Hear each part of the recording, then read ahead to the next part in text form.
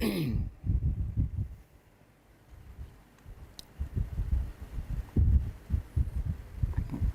Hind friends. तो आप सभी लोगों का अश्वमेघ के इस प्रोग्राम में स्वागत है। मॉडर्न इंडिया की शुरुआत की जाएगी। आधुनिक भारत सभी हिंदी माध्यम स्टूडेंटों को समर्पित है, सभी को समर्पित है। लेकिन हिंदी माध्यम के छात्र काफ़ी लंबे अरसे से इसकी मांग कर रहे थे, लेकिन ये बिलिंगुअल रहेगा। इंग्लिश हिंदी, जो टफ टर्म्स हैं हिंदी के वो मैं इंग्लिश में ही बोलूंगा। ये किताब खरीदनी है आपको, ये बीएल ग्रोवर, भारत का इतिहास, आधुनिक भारत का इतिहास, बीएल ग्रोवर।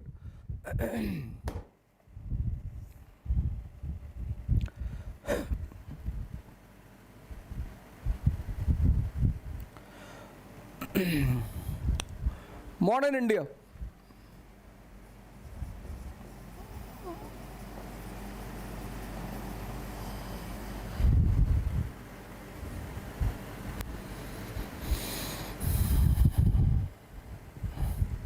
अनसॉल्व भी लेना है, मेंस का और प्रीलिम्स का सॉल्व, ये दो चीजें भी लेनी है। साथ में चलना है एकदम, मेरे साथ पूरा होमवर्क करना है। और क्लास वर्क के साथ होमवर्क अनिवार्य है। स्कूल ने जो हमें कई चीजें सिखाई हैं उनमें से एक ये चीज है होमवर्क। लेकिन स्कूल छोड़ने के बाद क्योंकि हमारे ऊपर दबाव खत्म हो जाता है, इसलिए हम होमवर्क को छोड़ देते हैं। डेली होमवर्क करना है। मैं जितना पढ़ाता जाऊंगा आपको, उसको डेली आपको कंसोलिडेट करना ही करना है। Class work and homework.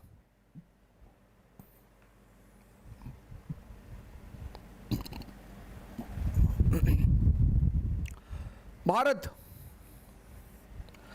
The land of wealth, सोने की चिड़िया, गोल्डन स्पैरो। अब ये भारत सोने की चिड़िया क्यों रहा? भारत को कहा गया सोने की चिड़िया, गोल्डन स्पैरो। तो कौन सी वजह थी कि भारत सोने की चिड़िया रहा? पहली वजह नेचुरल रिसोर्सेस, प्राकृतिक संसाधन। नेचुरल रिसोर्सेस, नेचुरल रिसोर्सेस, प्राकृतिक संसाधन, फर्टाइल प्लेन, माइंस। ये पहला कारण। दूसरा कारण मॉनसून। मॉनसून ने भारत की सिर्फ कृषि व्यवस्था, एग्रीकल्चर को भी फायदा नहीं पहुंचाया। मॉनसून ने भारत को वेस्ट और ईस्ट का जो ट्रेड है, वेस्ट और ईस्ट, यूरोप और पूरब एशिया के बीच का जो ट्रेड है, उसका हृदय स्थल बना दिया, केंद्र बिंदु। पारस ने मॉनसून की खोज की और वहीं से सी ट्रेड की कहानी शुरू हुई। अब आपकी स्टीयरिंग किसके हाथ में है? मॉनसून के हाथ में। तो आप जून के महीने में जब मॉनसून से चलोगे अरब सागर में, तो डेस्टिनेशन क्या होगा? भारत। और अक्टूबर के महीने में जब आप रिटर्न होगे तो डेस्टिनेशन क्या होगा? भारत। मॉनसून ने भारत को यूरोप और एशिया का जो ट्रेड था उसका केंद्र बिंदु बना दिया, सेंटर पॉइंट बना दिया। इसलिए आप देखोगे जैसे ही मॉनसून की खोज हुई वैसे ही दक्कन में राज्य की स्थापना भी हुई।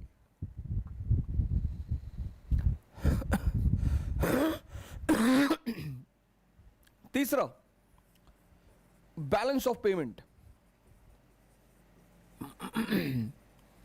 भुगतान संतुलन। बैलेंस ऑफ पेमेंट भारत के पक्ष में रहा। मैक्सिमम एक्सपोर्ट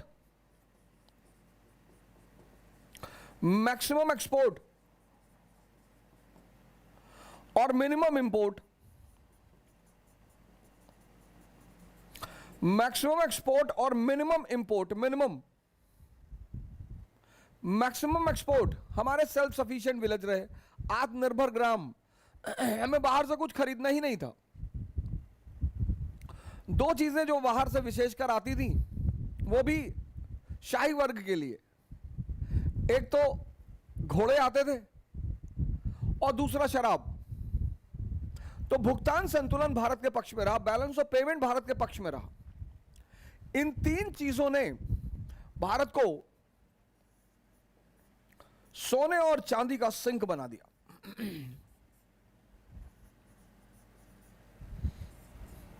और इसीलिए भारत को सोने की चिड़िया कहा गया। इन तीन चीजों ने भारत को सोने और चांदी का खदान बना दिया और इसीलिए भारत को सोने की चिड़िया कहा गया। अब जब जब ये सोने की चिड़िया कमजोर पड़ी, अगर आप भारत का इतिहास उठाकर देखें तो विदेशी आक्रमण एक निरंतर फीचर है। लगातार विदेशी आक्रमण, आर्य आए, शक आए, कुषाण आए, हूण आए, मुगल आए, मंगोल आए, अफगानी आए, ईरानी आए और आज आतंकवादी आ रहे हैं। क्योंकि एक तो लैंड ऑफ वेल्थ। तो जब जब भारत कमजोर पड़ा, यह सूत्र है बड़ा प्यारा, इस सूत्र को ध्यान में रखिएगा। समृद्धि, prosperity cannot survive with weakness. यह बहुत प्यारा सूत्र है। समृद्धि कमजोरी के साथ नहीं रह सकती। बहुत प्यारा सूत्र। Prosperity cannot survive with weakness. Example 1000 AD. अगर आप 1000 एडी के भारत को देखें, पॉलिटिकल स्ट्रक्चर, राजनीति, केंद्रीय सत्ता का अंत, end of powerful central authority,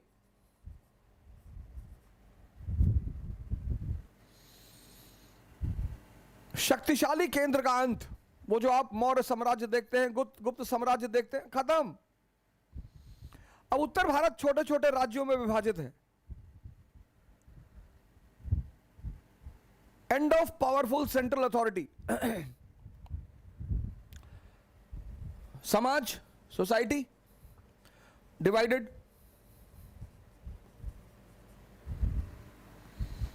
जातिवाद आज भी हमारा पीछे कर रही है। संस्कृति, कल्चर, और कल्चर का सबसे अहम अंग है शिक्षा, एजुकेशन। शिक्षा स्टैग्नेंट और बैकवर्ड।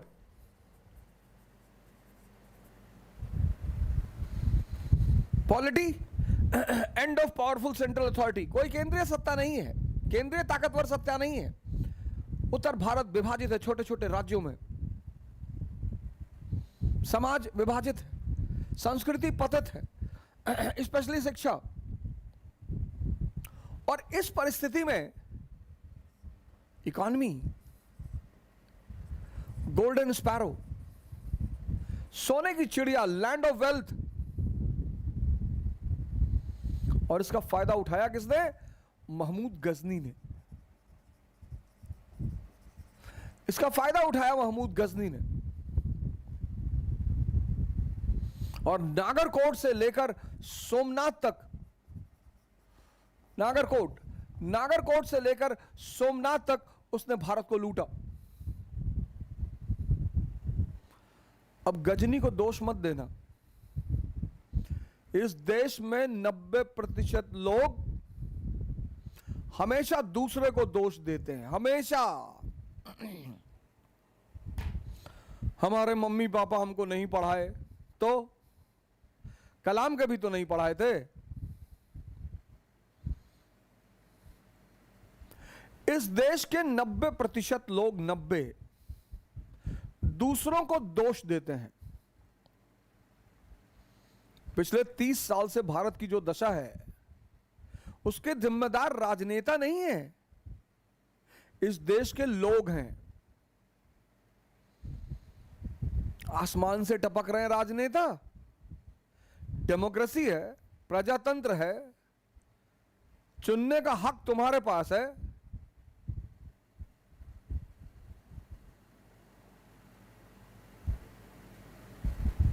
अस्पताल जाते हो तो जाति पूछते हो, तब तो डॉक्टर कोई भी हो जान बचा ले। धर्म पूछते हो, क्षेत्र पूछते हो, तो तुम्हारी बुद्धि पर ऐसा कौन सा शैतान बैठ जाता है कि तुम राजनीति में ये सब पूछते हो?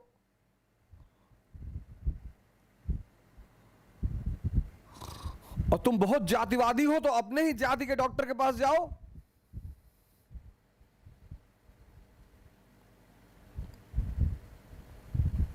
दूसरे को दोष मत देना।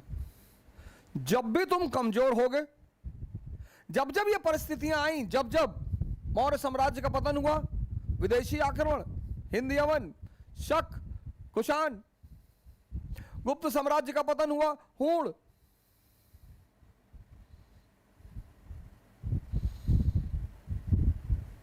फिर तुर्क, फिर तुर्कों का पतन हुआ, मंगोल, फिर मुगल, फिर मुगलों का पतन हुआ, ईरानी, अफगानी। यही स्थिति भारत की थी 18th सेंचुरी में। 18वीं शताब्दी का जो भारत है, यही स्थिति थी। Polity, absence of powerful central authority, Mughal साम्राज्य का पतन, एक शक्तिशाली केंद्र का अंत, समाज विभाजित, डिवाइडेड, संस्कृति, culture stagnant and backward, economy golden sparrow. 1498 में जब वास्को डिगामा भारत आया और यहां का सामान ले गया, 60 गुना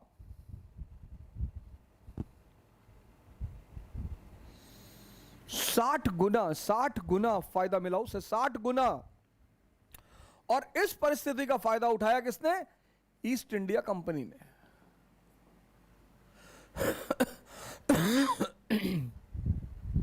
ये चैप्टर आप कहां से पढ़ेंगे? हालांकि ये चैप्टर मैंने YouTube पे डाल दिया है, लेकिन आप ये चैप्टर पढ़ेंगे एनसीईआरटी से, क्लास 12th की एनसीईआरटी से। पहला चैप्टर है ये, 18वीं शताब्दी का भारत। ये आप पढ़ेंगे एनसीईआरटी से। बिपिन चंद्रा, क्लास 12th, पुरानी वाली, जिसका ऊपर का कवर ब्राउन रंग का है।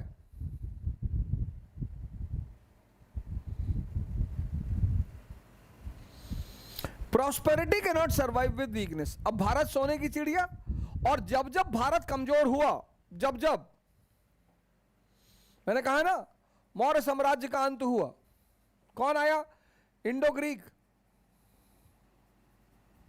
शक, कुषाण, गुप्त साम्राज्य का पतन हुआ। कौन, किसने भारत को लूटा? हून। फिर 1000 एडी के बाद टर्क। जब तुर्कों का पतन हुआ, किसने भारत को लूटा? मंगोल।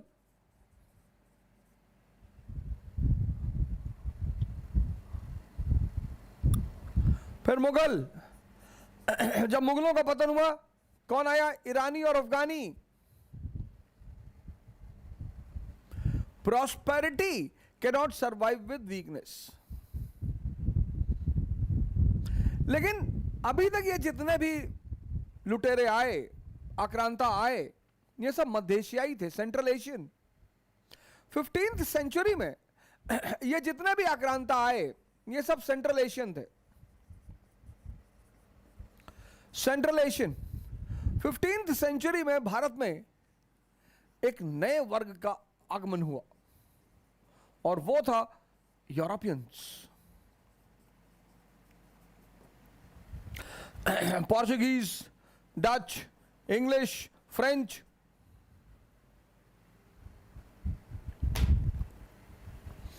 पुनर्जागरण भौगोलिक खोजों का परिणाम, भारत से यूरोप का सीधा संबंध,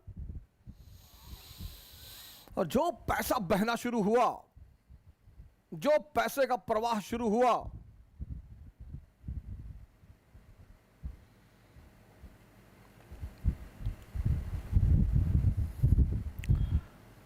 उस पैसे की झलक कहां दिखाई पड़ती है?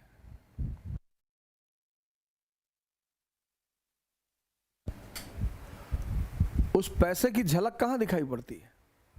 ताजमहल में। उस पैसे की झलक कहां दिखाई पड़ती है? लाल किले में।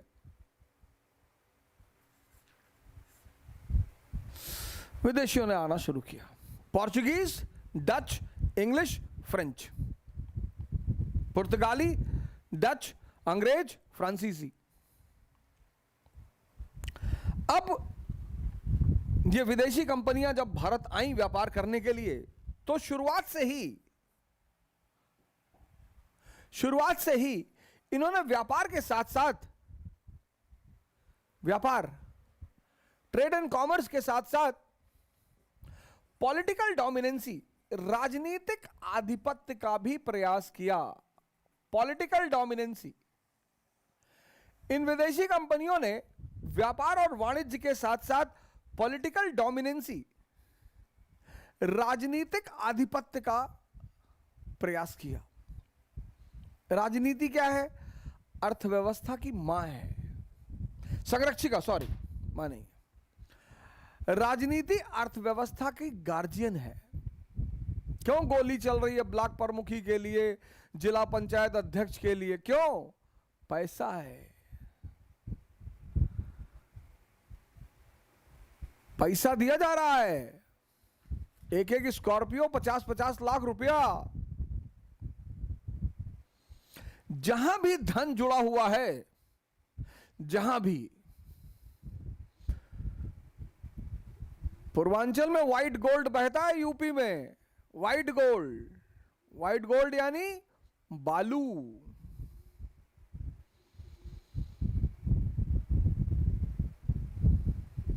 घाघरा, गोमती, राप्ती, गंगा, यमुना, यहां पे व्हाइट गोल्ड है। व्हाइट गोल्ड अरबों का कारोबार है, अरबों का।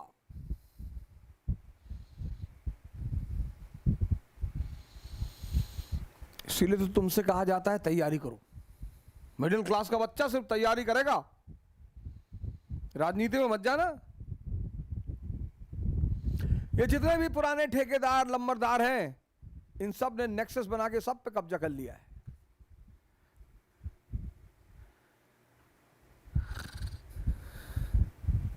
व्यापार, जिसके हाथ में राजनीति, उसके हाथ में अर्थव्यवस्था। मैं आपने अपने सामने देखा, एक से एक लोग राजनीति में आए, पहले भीख मांगते थे, अब अरबों अरबों रुपए के मालिक हैं। अगर हिसाब दे दें, अगर हिसाब मांगा जाए इनसे कि इतने कम समय में इतना पैसा कहां से लाए, ये ना दे पाएंगे। तो जैसे आज इस देश के गुंडे, बदमाश, ठेकेदार राजनीति में आना चाहते हैं, जिससे अर्थव्यवस्था उनके हाथ। अब पहले क्या था, ठेकेदारों को नेताओं के हाथ जोड़ना पड़ता था। सरकार सरकार सरकार, ठेकेदारों को नेताओं के साथ रह रहकर बात समझ में आ गई कि खुद ही नेता बन जाओ यार, सारा फंड तुम्हारे हाथ में।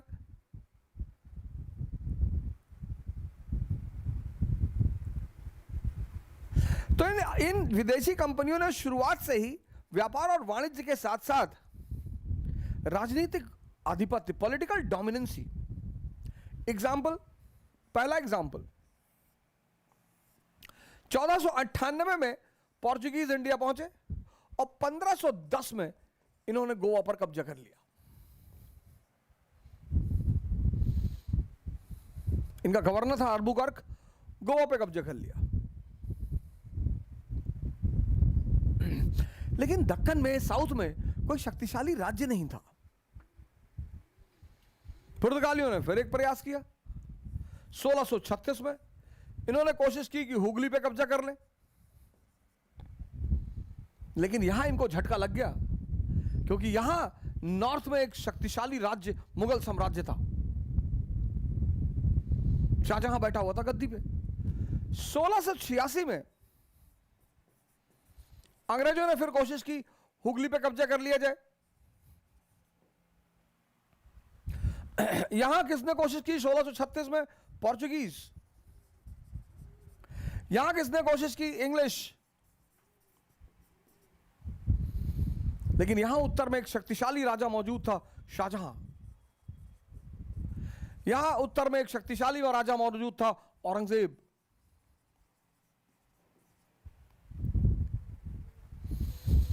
और इन्हें एहसास हो गया कि ना ना ना ना, इतना आसान नहीं है, इतना आसान नहीं है।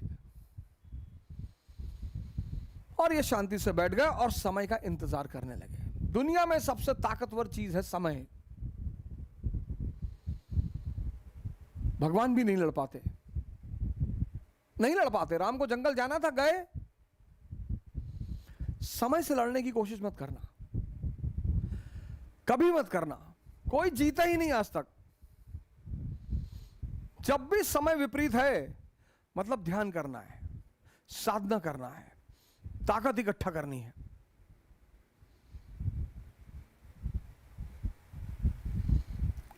और एक बात बताओ, जब पैदल चल के मर्सिडीज में बैठोगे ना, तब बहुत मजा आएगा।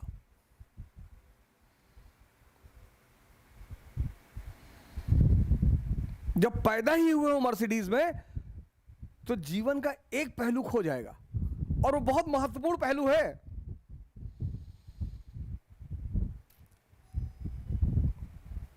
श्री राम भगवान है, 14 साल जंगल में है। संघर्ष से शक्ति पैदा होती है। शक्ति का सिद्धांत ही यही है। तुम कभी क्रिया योग करने जाओ, पढ़ो कभी क्रिया योग के बारे में। क्रिया योग का पूरा फॉर्मूला यही है, pain is equal to power. आप कभी क्रिया योग के बारे में पढ़ो, क्रिया योग, लहड़ी महाशय, परमहंस योगानंद, वो कहते हैं जो दर्द होता उठता है आपके शरीर में, वो बेसिकली आपके शरीर में परिवर्तन हो रहा होता है। और अगर आप उस परिवर्तन पे ध्यान दे जाएं, तो वो परिवर्तन आपकी शक्ति बन जाएगा। आज पढ़िएगा क्रिया योग के बारे में, बड़ी फेमस किताब है, एन ऑटोबायोग्राफी ऑफ अ योगी।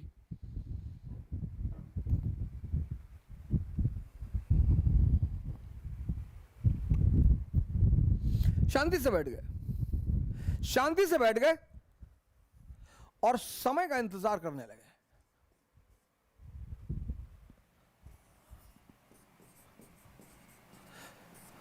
शांति से बैठ गए और समय का इंतजार करने लगे। और समय आ गया। शांति से बैठकर ये समय का इंतजार करने लगे और समय आ गया। 1739 बैटल ऑफ करनाल, समय आ गया।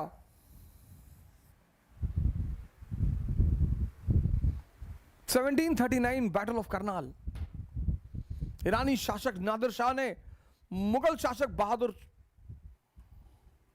मोहम्मद शाह रंगीला, ईरानी शासक नादिर शाह और मुगल शासक मोहम्मद शाह रंगीला, नाम से पता चल रहा होगा आपको, रंगीला।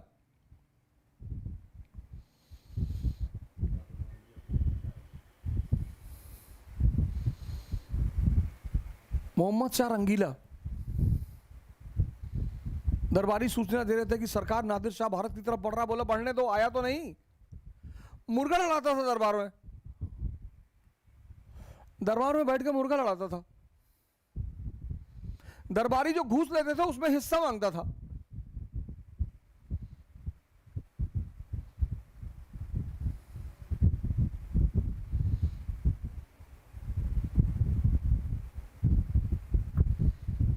पहुंचा नादिर शाह, हराया कैटराल में।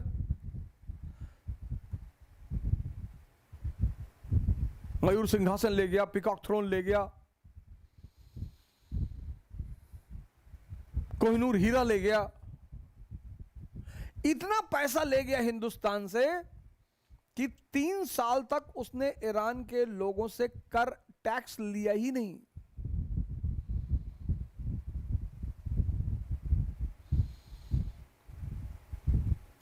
और इस घटना का भारत के इतिहास में इतना महत्व है।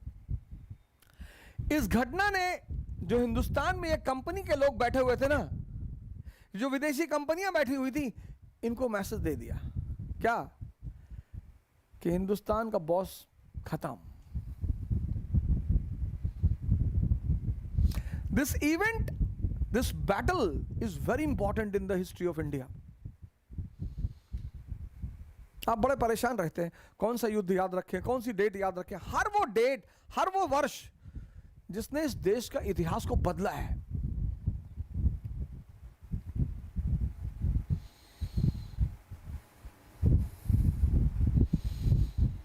हर वो तिथि, हर वो वर्ष जिसने इस देश के इतिहास को बदला है, वो याद होनी चाहिए। वो वैसे भी याद रहेगी। ये विदेशी कंपनियां भारत में समय का इंतजार कर रही थी और मिल गया, समय मिल गया। मुगल शासक की पराजय, ह्यूमिलिएशन, मुर्गा बना के रखा 3 दिन। मोहम्मद शाह रंगीला रो रहे थे कि अंकल जी हमको छोड़ दीजिए, अब नहीं करेंगे, गलती हो गई।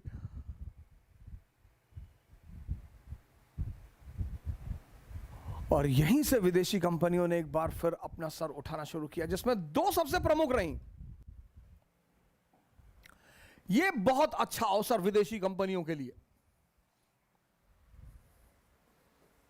पोर्चुगीज,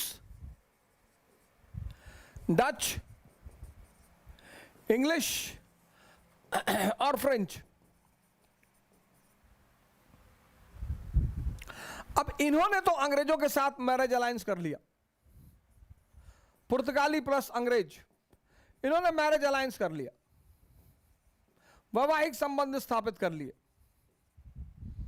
कैथरीन बरगांजा, और अंग्रेजों को बंबई दहेज में दे दिया। एरिया हमारा और दहेज में ये दे रहे हैं। ये गेम से बाहर हो गए। इन्होंने कहा साहब हम गेम में, हम सिर्फ व्यापार वाणिज्य करेंगे सर, हम नहीं खेलेंगे, हम ये इंपीरियलिज्म का गेम नहीं खेलेंगे, हम बाहर। डचों ने अंग्रेजों से समझौता कर लिया, डच प्लस इंग्लिश, इनके बीच भी समझौता हो गया। डचों ने कहा भैया हमको स्पाइस आइलैंड दे दो, spice island, Indonesia and Malaysia, और तुम भारत रख लो। अंग्रेज मान गए। ये भी गेम से बाहर, दोनों गेम से बाहर। लेकिन अंग्रेजों और फ्रांसीसियों के बीच कोई समझौता नहीं हो पाया। इंग्लिश और फ्रेंच के बीच कोई समझौता नहीं हो पाया।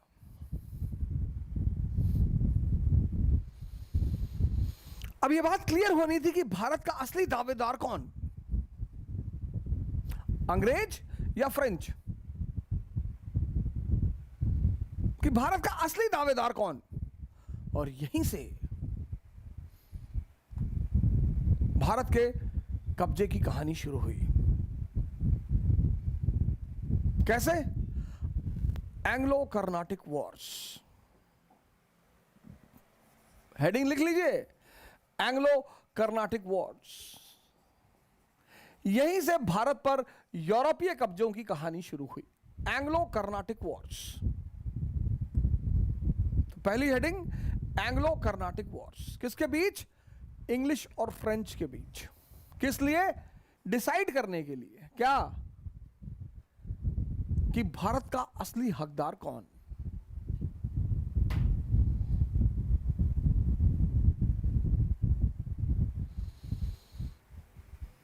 डिसाइड करने के लिए एंग्लो कर्नाटिक युद्ध। डिसाइड करने के लिए कि भारत का असली हकदार कौन। हेडिंग डाल लीजिए एंग्लो कर्नाटिक युद्ध। अब जब मैं क्लास खत्म करूंगा तो आप ये पूरा युद्ध इस किताब से पढ़ेंगे, बीएल ग्रोवर से। मैं यहां टॉपिक खत्म करा करूंगा।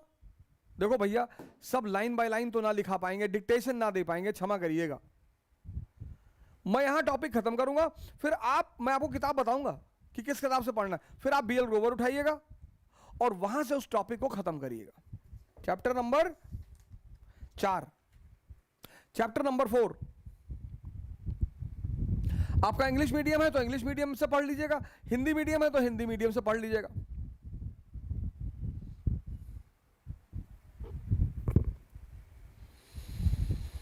अब इस एंग्लो कर्नाटिक वॉर में जो सबसे प्रमुख घटना है, 3 घटनाएं हैं, बस इन तीनों को समझना है। पहला, सेंट थोम का युद्ध। दूसरा, अंबर का युद्ध। और तीसरा, Wandiwash.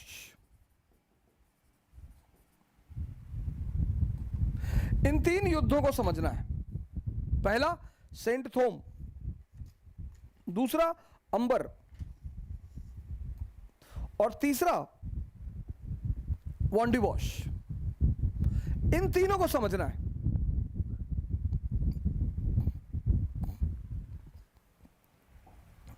First Anglo Carnatic war.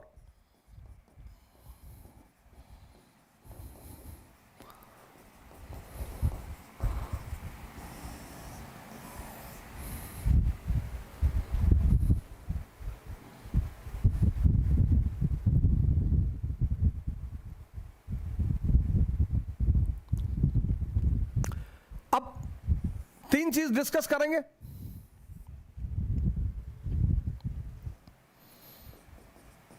Reason, issue, outcome. कारण, मुद्दा और परिणाम।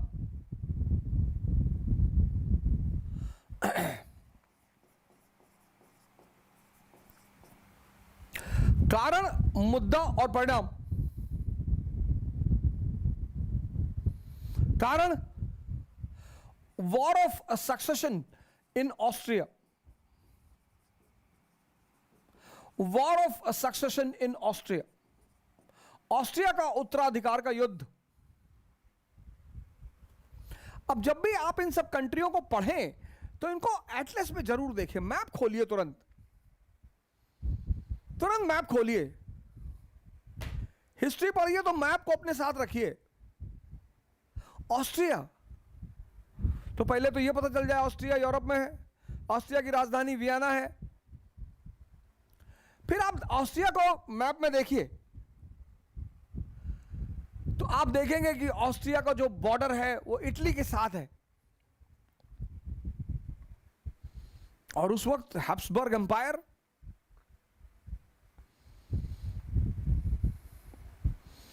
ऑस्ट्रिया का यूरोप में दबदबा। तो जैसे आज महाशक्तियां चाहती हैं कि देश के ताकतवर मुल्कों में हमारे लोग प्रधानमंत्री रहें, हमारे लोग नेता रहें, आज अमेरिका क्या चाहता है कि भारत का जो नेता हो वो हमारा आदमी हो। जैसे अभी अमेरिका का चुनाव था तो हम क्या चाहते थे कि जो भारत के प्रति लिबरल रुख रखता है वो अमेरिका का प्रधानमंत्री बने।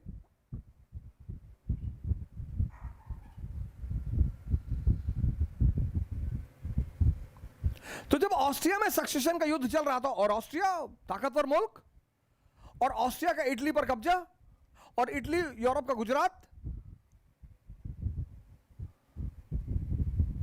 गुजरात के बंदरगाह भारत को किससे कनेक्ट करते हैं? सेंट्रल वेस्ट एशिया से। तो इटली के बंदरगाह यूरोप को किससे कनेक्ट करते हैं? नॉर्थ अफ्रीका और वेस्ट एशिया से। तो ब्रिटेन और फ्रांस दोनों चाहते थे कि उनका आदमी वहां का राजा बने। तो दोनों इस वॉर ऑफ सक्सेशन में इन्वॉल्व हो गए, शामिल हो गए। अब जब दोनों शामिल हो गए तो इसका प्रभाव पड़ा भारत पर। ये जो ब्रिटेन और फ्रांस अपने अपने आदमी को बिठाना चाहते थे ऑस्ट्रिया में, तो ब्रिटेन और फ्रांस ऑस्ट्रिया के उत्तराधिकार के युद्ध में शामिल हो गए। दोनों चाहते थे हमारा आदमी वहां बैठे। तो इसका प्रभाव पड़ा भारत में। कैसे? इशू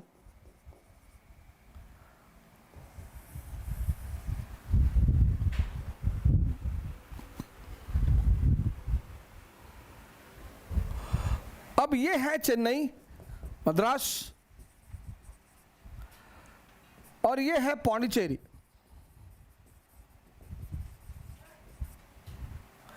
कर्नाटक छोटा सा स्टेट, इसकी राजधानी आर्कॉट। कर्नाटक तमिलनाडु और आंध्र से सटा हुआ छोटा सा राज्य, 18वीं शताब्दी में कर्नाटक। इस राज्य का संस्थापक था सादतुल्ला। संस्थापक, फाउंडर। इस राज्य का फाउंडर था सादतुल्ला। सादतुल्ला के बाद दोस्तली,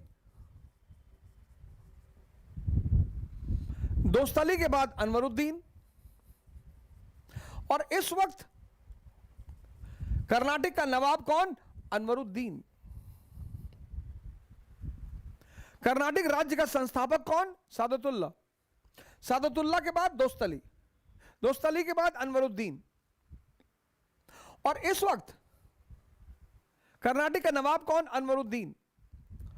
और मद्रास का किराएदार इंग्लिश, यहां के किराएदार इंग्लिश, और पौंडीचेरी के किराएदार फ्रेंच।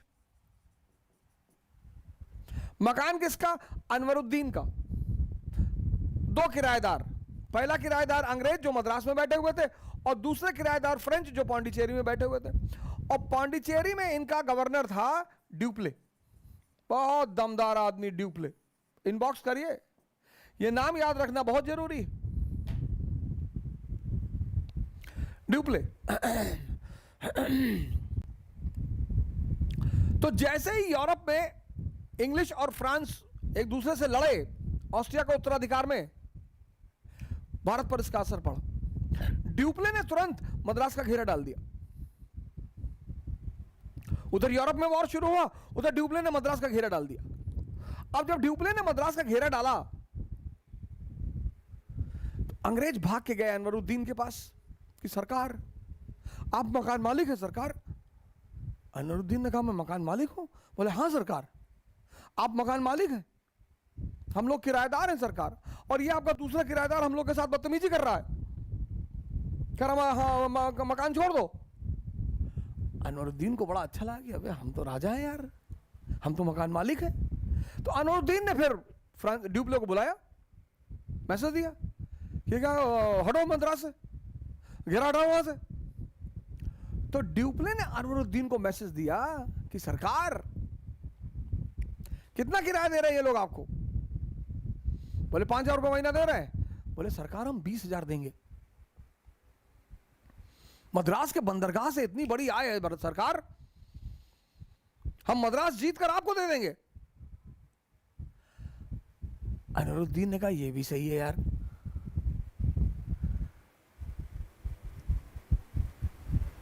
ये भी अच्छा है। अब यहां पर ब्रह्म ज्ञान क्या है? ज्ञान तो ये है, ब्रह्म ज्ञान क्या है? कि दूसरे की ताकत पर कभी ऐश करने की कोशिश मत करना। तुम्हारी शक्ति होगी तो तुम दूसरे को इस्तेमाल कर पाओगे। इस जीवन में तुम्हारे मां बाप को छोड़कर कोई तुम्हें राजा नहीं बनाएगा। ये ब्रह्म ज्ञान है। ज्ञान और ब्रह्म ज्ञान दोनों साथ में चलते हैं। ड्यूप्ले ने कहा वाह, अनवरुद्दीन ने कहा वाह यार बहुत अच्छा, ये कोई किसी के लिए कुछ नहीं करता, सब अपने लिए करते हैं। लेकिन जो दुनिया के सबसे स्मार्ट माइंड हैं वो कहते हैं हम तुम्हारे लिए कर रहे हैं।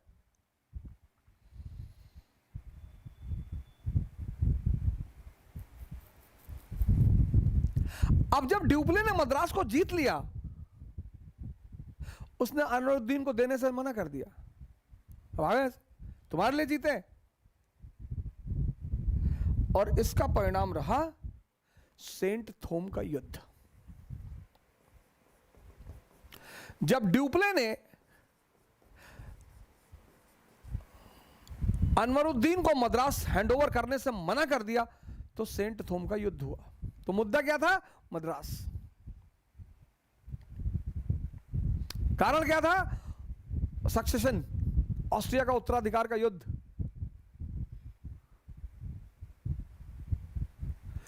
तुमको अपनी लड़ाई खुद ही लड़नी पड़ेगी, भले तुम्हारी दोस्ती भगवान से क्यों ना हो। अर्जुन की है तो, अर्जुन की है तो। तुम कभी चीजों को ध्यान नहीं देते ना, तुम्हारी गलती यह है। तुम दुनिया में एक असंभव चीज से बचना चाहते हो। इस देश में 90% लोग एक चीज से बचना चाहते हैं, संघर्ष से, और बचोगे नहीं। राहुल गांधी जी बच गए थे, पिछले 30 साल से संघर्ष कर रहे हैं। नियम है सर, न्यूटन का चौथा लॉ है, वो भूल गया था बताना, वो भूल गया था। तो एक दिन सपने में आया, हमसे कहा अवध भाई बता देना। हमने कहा बता देंगे, ऐसी कोई बात नहीं। अब इतना आप इज्जतदार आदमी हैं, आपका इतना योगदान है दुनिया में, तो आप इतना कह रहे हैं तो इतना काम तो मैं आपका कर ही दूंगा। वो दाढ़ी वाड़ी रखे थे, अंग्रेज मॉडल में कैप वैप लगाए हुए थे। तो हमसे कहा कि गलती हो गई, हम बता ही नहीं पाए उस वक्त। अरे मैंने कहा कोई बात नहीं, सब छोटी मोटी बातें, इतना तो मैं बता ही दूंगा लोगों। ये न्यूटन का चौथा सिद्धांत है।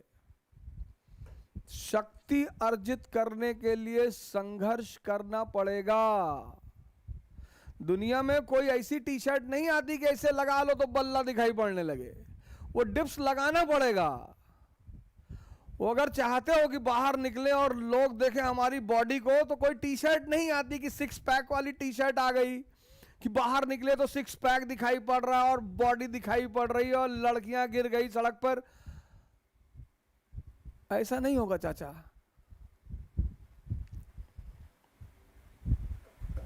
दुनिया में एक ही आदमी है जिसने बिना मरे जन्नत देखने की कोशिश की है, त्रिशंकु। सिद्धांत ना तोड़ पाओगे, बाहर निकलो यार। नहीं पढ़ने का मन कर रहा है, 50 किलोमीटर पैदल चलो। कम से कम शरीर की ताकत तो कुछ तो बढ़ेगा दुनिया में। गोंडा से फैजाबाद चले जाओ पैदल,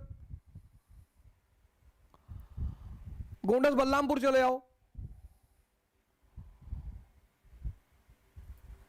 पढ़ने का मन नहीं कर रहा है, हाँ तो पैदल चले जाओ। वो फैजाबाद गोंडा से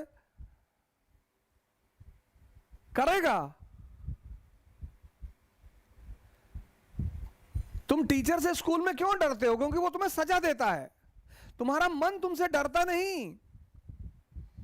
वो जानता है मैं इसको हजारों बार बेवकूफ बनाऊंगा तब भी ये मुझको कुछ नहीं कहेगा। यही तुम्हारे हारने की मुख्य वजह है। स्कूल जाते थे पहले तो होमवर्क करके जाते थे ना, क्योंकि पता था कि मैडम वो पटक के बहुत मारेगी।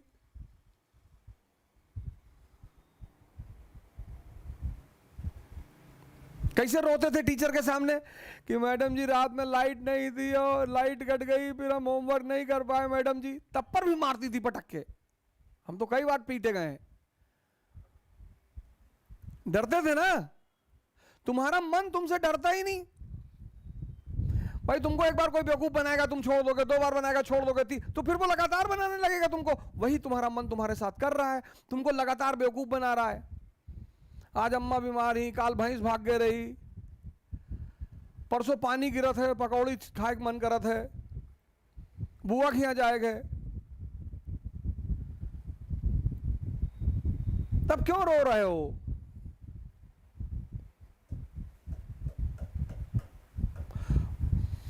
मरो ए जोगी मरो, गोरखनाथ का बहुत प्यारा स्टेटमेंट है ये। मरो ए जोगी मरो, मरोगे तो मजा आएगा। ये देखो सेंट थॉम का युद्ध हो गया, और सेंट थॉम का जो युद्ध हुआ उसका कोई बड़ा विशेष ऐतिहासिक महत्व नहीं है, लेकिन ये युद्ध बहुत महत्वपूर्ण है। ऐतिहासिक महत्व नहीं है, ऐतिहासिक, लेकिन ये युद्ध बहुत महत्वपूर्ण है। इस युद्ध में, इस युद्ध का इंपॉर्टेंस, परिणाम,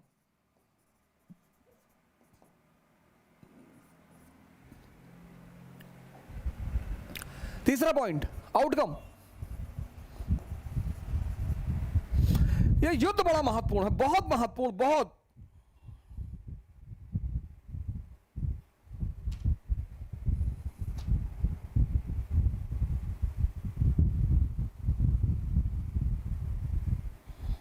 पेज नंबर 41, बीएल ग्रोवर खोलिए, रखे हैं तो खोलिए पेज नंबर, और वहां इसका इंपॉर्टेंस लिखा हुआ है। पेज नंबर 41 खोलिए, तब आपको पता चलेगा इस युद्ध का महत्व। पेज नंबर 41 पढ़िए, देखिए, आइए नीचे आइए, वो जो हेडिंग है कर्नाटक का प्रथम युद्ध।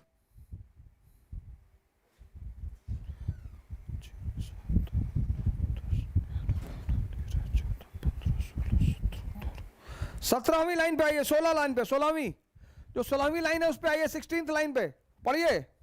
देखिए, कैप्टन पैराडाइज के अधीन एक छोटी सी फ्रांसीसी सेना ने, जिसमें 230 फ्रांसीसी और 700 भारतीय,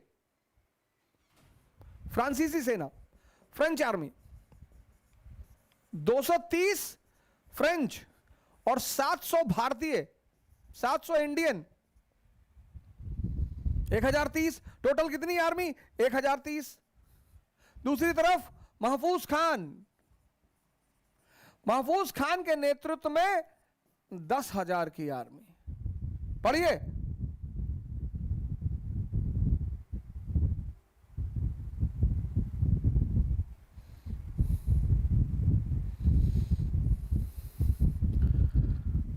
पढ़िए ये, फिर अगली लाइन पढ़िए। कैप्टन पैराडाइज की इस विजय ने विदेशी यूरोपीय अनुशासित सेना की ढीली तथा असंगठित भारतीय सेना पर श्रेष्ठता को स्पष्ट कर दिया। ढीली तथा असंगठित,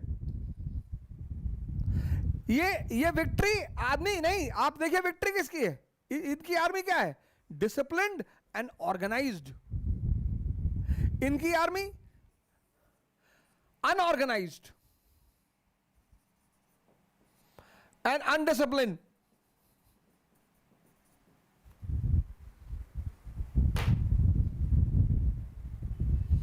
एक 1030 लोग 10,000 लोगों को हरा रहे हैं। यह है इस युद्ध का परिणाम।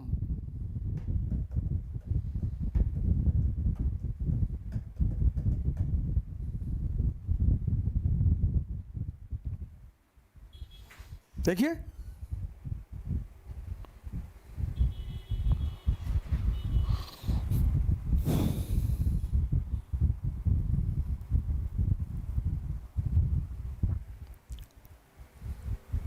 हाँ, 1000 लोगों ने 10,000 लोगों को हरा दिया। खैर, एक्स ला चैपल की संधि हुई यूरोप में, और ब्रिटेन और फ्रांस के बीच समझौता हो गया। प्रथम कर्नाटिक युद्ध खत्म हो गया। लेकिन लिखिए, एक्स ला चैपल, एक्स ला चैपल की संधि यूरोप में 1748, 1748, कोई जरूरी नहीं याद रखना, लेकिन फिर भी एक्स ला चैपल की संधि, ब्रिटेन और फ्रांस के बीच समझौता हो गया। लेकिन ब्रिटेन और फ्रांस के बीच समझौता हो गया, लेकिन फिर पर नीचे आइए, हेडिंग देखिए, कर्नाटक का दूसरा युद्ध 4954। हेडिंग की पहली लाइन पढ़िए। कर्नाटक के प्रथम युद्ध से ड्यूप्ले की राजनीतिक पिपासा जाग उठी। ये है इस युद्ध का महत्वपूर्ण परिणाम। 1000 लोगों ने 10,000 लोगों को हरा दिया। चाचा,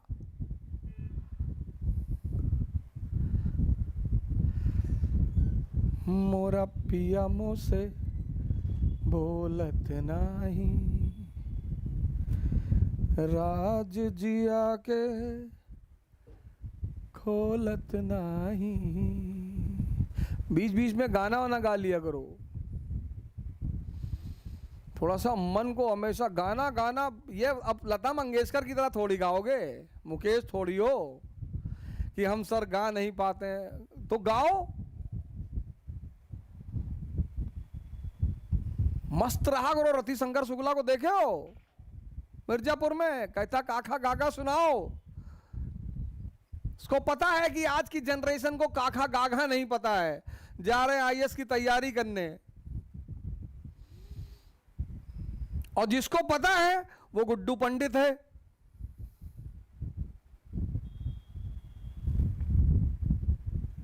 जिसको पता है वो गुड्डू पंडित है।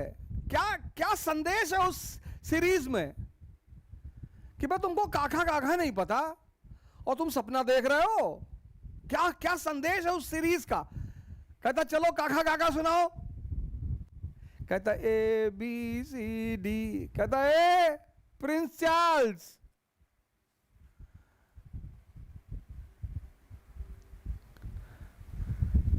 कहता देखे, अगर काका गागा पढ़ लिए होते बचपन में तो आज बच जाते।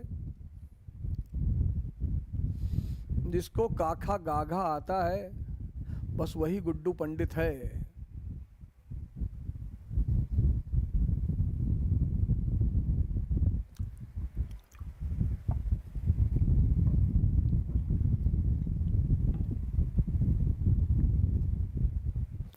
मिर्जापुर में अखंडानंद को देखे शराब पीते हुए? नहीं, राजा है। पीता भी रहा होगा तो किसी को दिखाई नहीं पड़ता रहा होगा।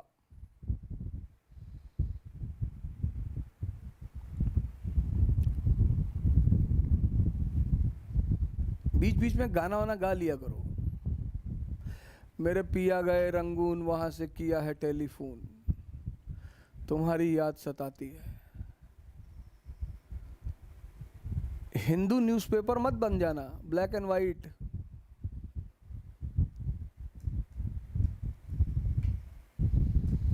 अंबानी मरेगा और या मैं मरूं, सब खाली हाथ ही जाएंगे।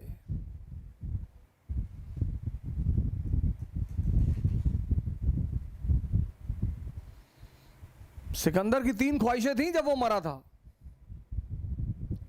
पहली ख्वाहिश कि मेरे धन को मेरे जहां से मेरा जनाजा गुजरे वहां बिछा देना, कि मैं ले नहीं जा पाया। मेरे हाथ दोनों खुले बाहर लटका देना कि मेरे हाथ खाली हैं।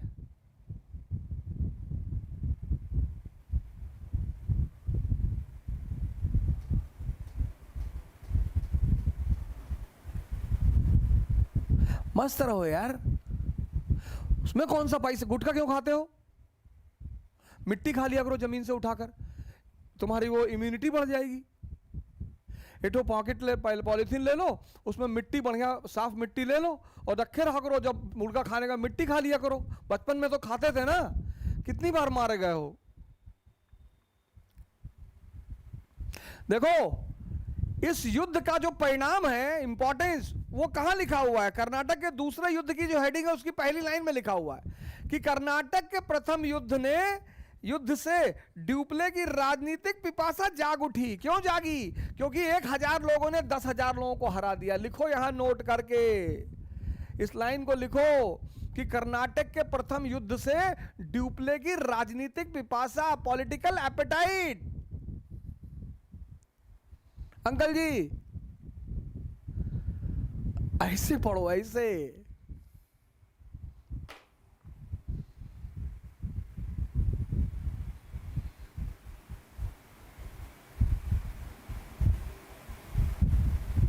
अब जब उसकी अब जब किसी की भूख जागेगी तो खाने का इंतजाम करेगा ना। और यहीं से सेकेंड एंग्लो कर्नाटिक वॉर की नींव पड़ी। हेडिंग डालो, second Anglo Carnatic war. Second Anglo Carnatic war 1749 से 54, पहला कर्नाटिक वॉर। क्लियर? ऐसे एक ट्रायंगल बना लो, उस पर लिख लो first Anglo Carnatic war. Reason लिख लो war of succession in Austria, ये रीजन है। इशू लिख लो, इशू क्या था? मद्रास, ये इशू है। और तीसरा लिख लो आउटकम क्या है, परिणाम क्या है? राजनीतिक पिपासा, पॉलिटिकल एपेटाइट। किसकी? ड्यूप्ले की। क्यों? क्योंकि 1000 लोगों ने 10,000 लोगों को हरा दिया। ड्यूप्ले को लगा कि बड़ा बहुत बहुत सही यार, जिसमें 230 ही फ्रांसीसी हैं, 700 भारतीय हैं। 1000 में 230, 1030 में 230 फ्रांसीसी, सिर्फ 230।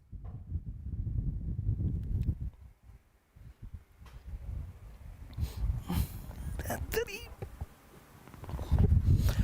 230 फ्रांसीसी हैं,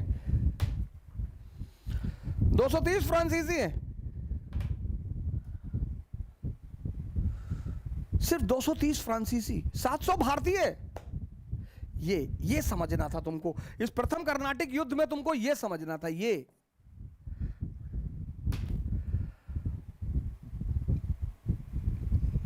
संख्या इंपॉर्टेंट नहीं है,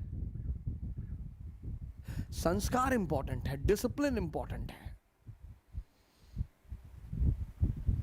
मिर्जापुर देखे हो ना, रतिशंकर शुक्ला 20 लोगों को लेके AK-47 के साथ खड़े हैं और वो अकेला लड़का चाय पी रहा है।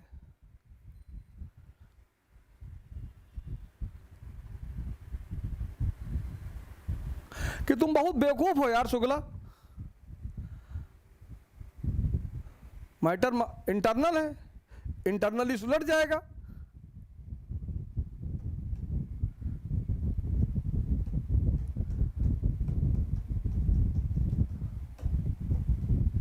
संख्या इंपॉर्टेंट नहीं है। देखो ये है पहले युद्ध का आउटकम। ये तुम्हारे दिमाग में होना चाहिए था कि यार पहले कर्नाटिक युद्ध का क्या इंपॉर्टेंस है। ये ड्यूप्ले की राजनीतिक पिपासा, ड्यूप्ले की पॉलिटिकल एपेटाइट जाग गई। और जब भूख लगेगी तो खाने की व्यवस्था करोगे, करोगे कि नहीं करोगे? करोगे ना। तो ड्यूप्ले ने खाने की व्यवस्था, उसने सोचा बहुत बढ़िया यार, और फिर ड्यूप्ले ने खाने की व्यवस्था की, और इस खाने की व्यवस्था का परिणाम था second Anglo Carnatic war.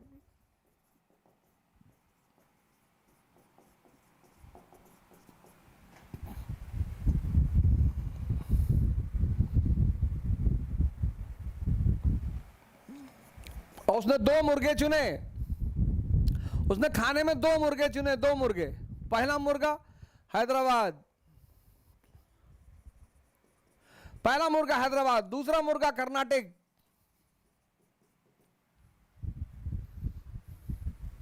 Hyderabad का संस्थापक निजामुल मुल्क,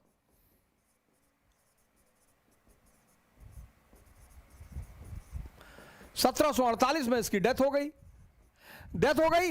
तो यहां उत्तराधिकार का युद्ध, वॉर ऑफ सक्सेशन, नासिर जंग, मुजफ्फर जंग।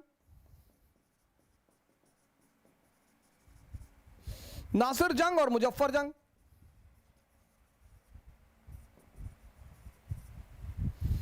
यहां दोस्ताली के बाद उत्तराधिकार का युद्ध चल रहा था। अनवरुद्दीन, चंदा साहिब,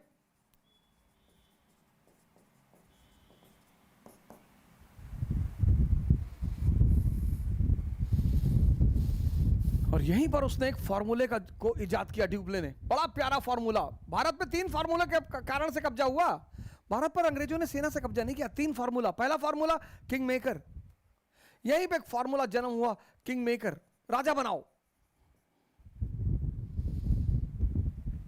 हिंदुस्तान में हर आदमी राजा बनना चाहता है, तमन्ना सबके अंदर है, ताकत है ही नहीं।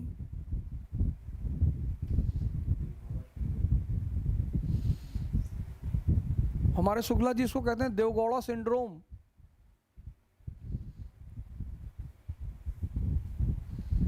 T is equal to T. तुम भारत के युवा, तुम्हारे अंदर भगवान बनने की क्षमता है, तुम यार डिप्रेशन में हो, तुम लोग यार परेशान हो, रोते हो, सिगरेट पीते हो। सिगरेट पीने से अच्छा जब सिगरेट पीने का मन कहे तब कपाल भाती करो, जब सिगरेट पीने का मन कहे तब अनुलोम विलोम करो, कोई टाइम मत फिक्स करो।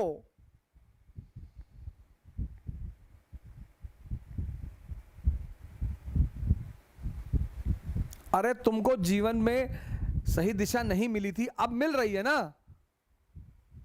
अब बदलो अपने आप को।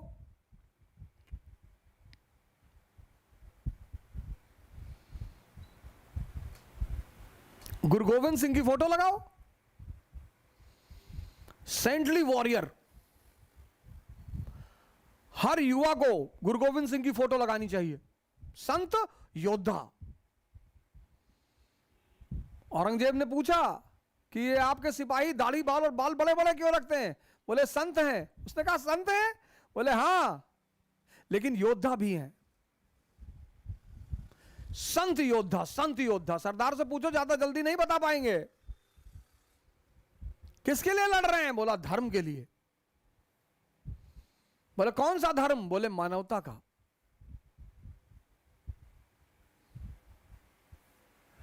हर युवा को गुरु गोविंद सिंह की फोटो लगानी चाहिए।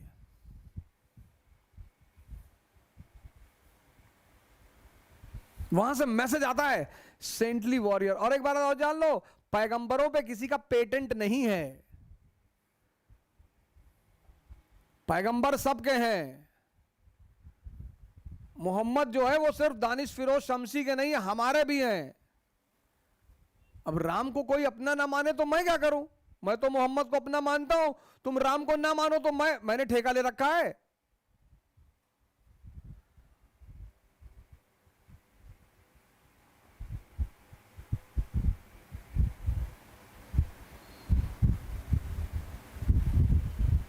अब हम तो गाना गाएंगे, ऐ खुदा तू बोल दे तेरे बादलों को, मेरा यार हंस रहा है बारिश की जाए। अब हम वहां राम थोड़ी लगाएंगे कि ऐ राम तू बोल दे अपने बादलों को।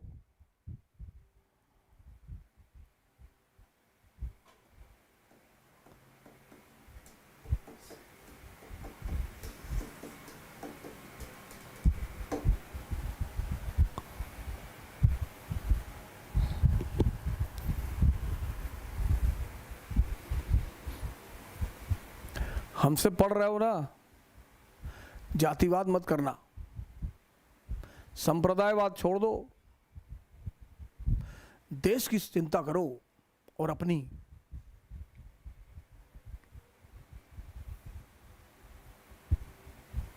मुझे क्या पता उस तरफ कौन बैठ के पढ़ रहा है, पर भगवान ने मुझे एक आशीर्वाद दिया है, मैं उसको बांट रहा हूं। कल एक भाई साहब का फोन आया मेरे पास, कहीं फ्री क्यों पढ़ा रहे हो, 501 रुपया फीस रख दो। मैंने कहा तुम्हारे पेट में काहे दर्द हो रहा है, तुम्हारी किडनी फेल कर जाएगी, ज्यादा मत सोचो, इसकी फीस मैंने ऑलरेडी रख दी है। जिसको भी समझ में आ रहा है वो फीस अदा करेगा। किसी को खाना खिला देना, किसी की दवा दिला देना, इस मुसीबत के दौर में अगर हो सके तो किसी ना किसी की मदद कर देना। हो गई फीस, तुम्हारी फीस हो गई।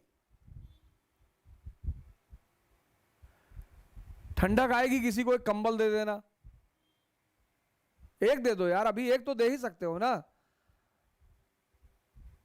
एक 300-400 रुपए की लोई आती है, उसको खरीद के बैग में रख लो, और जब तुम्हें कोई ऐसा आदमी दिखाई पड़े सड़क पर ठिठुरता हुआ, कांपते हुए जाता हुआ, उसको दे दो। एक 400 की लोई नहीं खरीद सकते, रॉयल स्टैग की बोतल तो ले आते हो बड़ी वाली।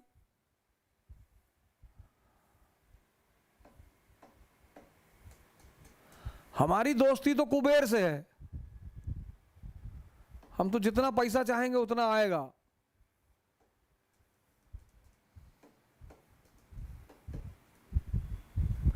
तो भूख लगी, पहले युद्ध के बाद ड्यूप्ले को 2 मुर्गा पकड़ा उसने। उत्साह तो उसका बढ़ ही चुका था कि 1000 की सेना ने 10,000 की सेना को हरा दिया, उत्साह उसका बढ़ ही चुका था। उसने 2 मुर्गे पकड़े और फिर मुजफ्फर जंग, चंदा साहिब और ड्यूप्ले, मुजफ्फर जंग और चंदा साहिब, इन तीनों का एक गुट बना।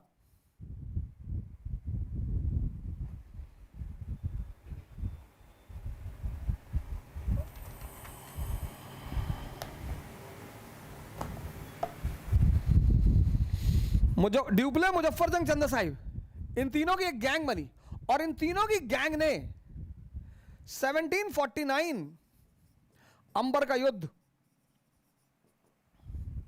अनवरुद्दीन की हत्या कर दी।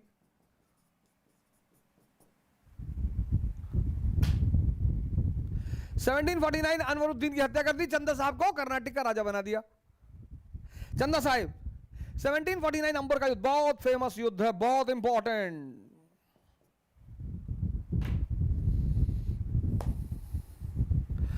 है खुदा तू बोल दे तेरे बादलों को, मेरा यार हंस रहा है बारिश की जाए। गाना गा रहे हैं, पैसा दे देना। मस्त रहो यार, तुमको खुश रहने में क्या जाता, गोली चलाने जा रहे हो, खुश रहो।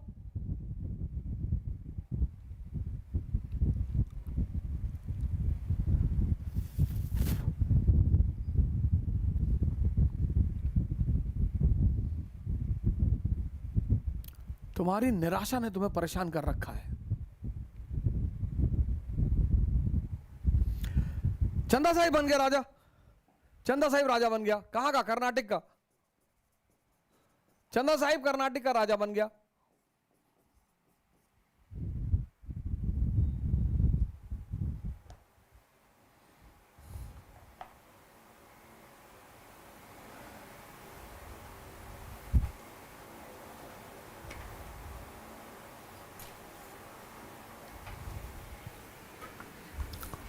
सत्रह सौ 1750 में नासिर जंग मारा गया।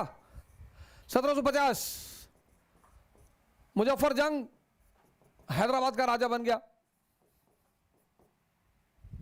अब मुजफ्फर जंग, अब हैदराबाद और कर्नाटक दोनों जगह ड्यूप्ले के आदमी। हैदराबाद में मुजफ्फर जंग, कर्नाटक में चंदा साहिब, दोनों जगह मुजफ्फर इसके आदमी। किसके? ड्यूप्ले के। अब चूंकि ड्यूप्ले ने राजा बनाया, ड्यूप्ले ने दोनों को राजा बनाया, तो ड्यूप्ले को तो रिवॉर्ड मिलेगा ना, ड्यूप्ले को तो रिवॉर्ड मिलेगा। तो चंदा साहिब ने क्या किया? 80 गांव दिए पांडिचेरी में।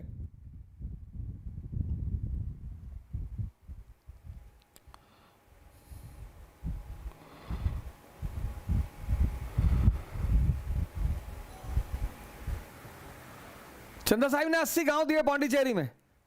मुजफ्फर जंग ने मसूलीपट्टनम का शहर दे दिया।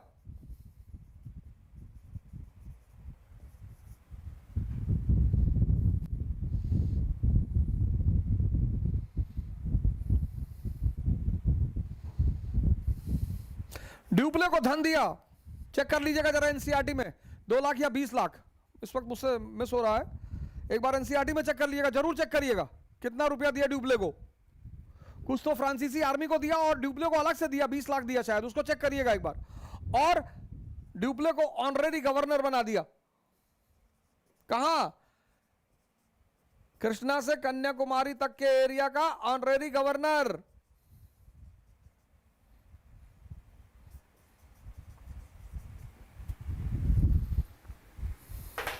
ड्यूप्ले तो परेशान हो गया कि अरे यार सब कुछ दे दोगे क्या, अपना घर बार दे दोगे? ये पहला फॉर्मूला है।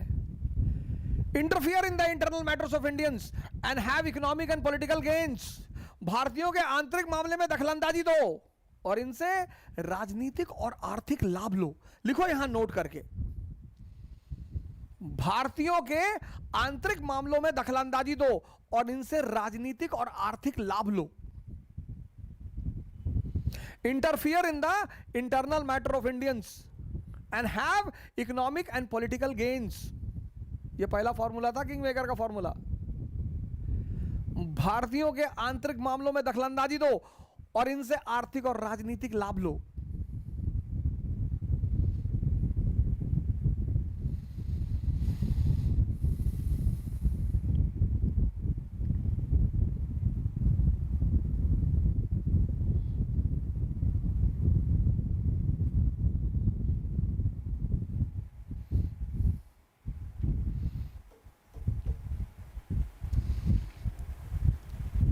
ये फॉर्मूला किसने पैदा किया? ड्यूप्ले ने। पर इसको सक्सेसफुली लगाया किसने? क्लाइव ने और ईस्ट इंडिया कंपनी ने।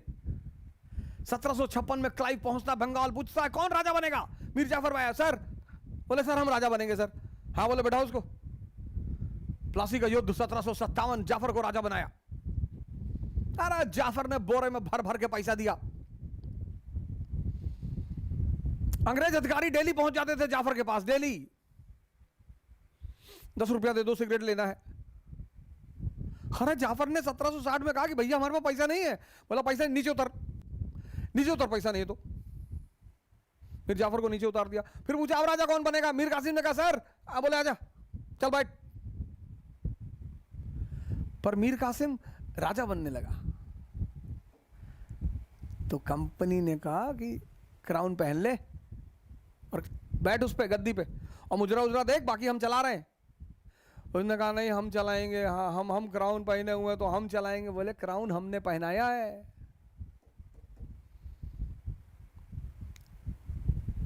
वो रघुनाथ राव मराठा वो गया बंबई प्रेसिडेंसी के पास कि सरकार हमने सुना आप राजा बनाते हैं। बोले हाँ हमारा नया बिजनेस यही है, बताओ।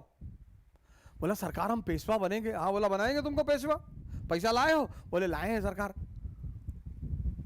उसका परिणाम था फर्स्ट एंग्लो मराठा वॉर। रानी जिंदान, रंजीत सिंह की विडो, वो आई हाथ जोड़े हुए। Excuse me. हाँ बोले बताओ।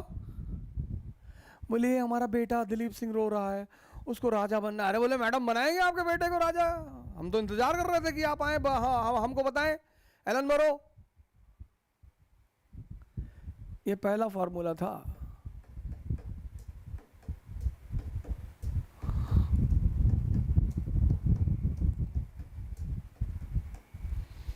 अंबर के युद्ध ने फॉर्मूला दिया विदेशी कंपनियों को। पहला फॉर्मूला कौन सा फॉर्मूला? किंग मेकर का फॉर्मूला कि भारतीयों के आंतरिक मामलों में दखलंदाजी दो और इनसे राजनीतिक और आर्थिक लाभ लो।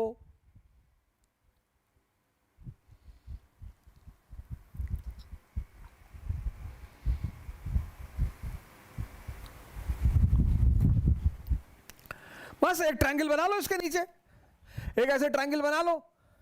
रीजन पॉलिटिकल एपिटाइट, राजनीतिक पिपासा किसकी?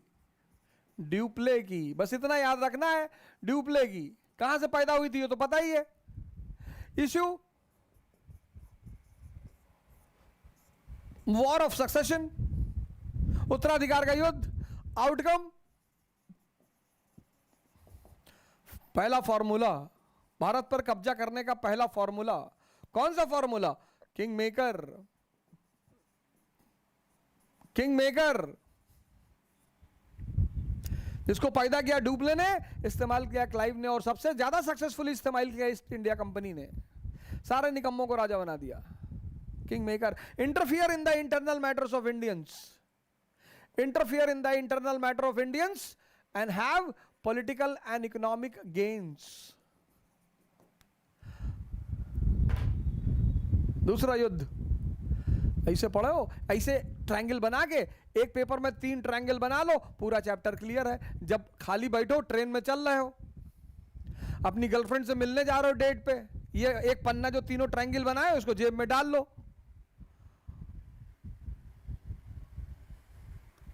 और रास्ते में रिवाइज करते हुए जाओ। और फिर उसकी गोद में लेट गए आंख बंद करके। अब वो थोड़ा तुम्हारे दिमाग में थोड़ा घुस रही कि तुम क्या सोच रहे हो, और इसको कनेक्ट करते रहो। बस हो रही है पढ़ाई। 24 घंटा मेज पे थोड़ी बैठोगे।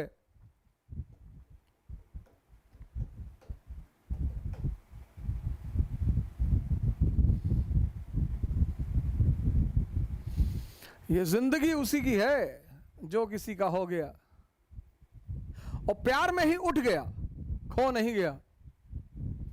मूर्ख लोग प्यार में खोते हैं। सारे गानों की लाइनों को बदल दो।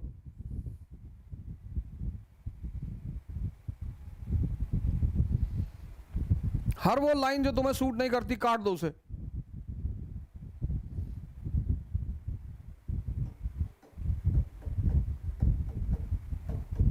और अपने मन को डरा के रखो। उसको लगना चाहिए कि तुम उससे बड़े बदतमीज हो। जैसे तुमसे कहे कि आज मन नहीं कर रहा पढ़ने को, हाँ तो चलो आओ, आओ तुम्हारे मन वाला काम करते, चलो उठाओ पैदल दबा दो फैजाबाद गोंडा से 50 किलोमीटर। अपने मन को डराओ। तुम्हारा मन तुमसे डरना चाहिए, वो डरता ही नहीं तुमसे। वो तुमको ले आता है पान गुटखा की दुकान पे, क्यों खाते हो गुटखा? काजू मिला हुआ है, किशमिश मिला हुआ है, बादाम है।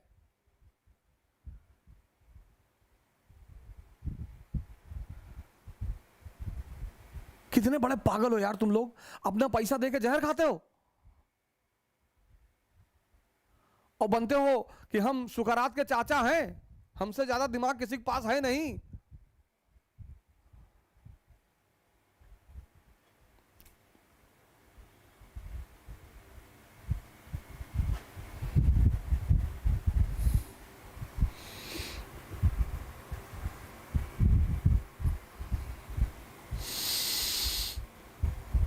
कंसंट्रेशन बढ़ा रहा है कि खैनी खाने से, खैनी को बोलते हैं बीवीसी बुद्धिवर्धक चूर्ण। तो रिक्शा वाले की बुद्धि काहे नहीं बढ़ रही है? वो तो खा रहा है 25 साल से।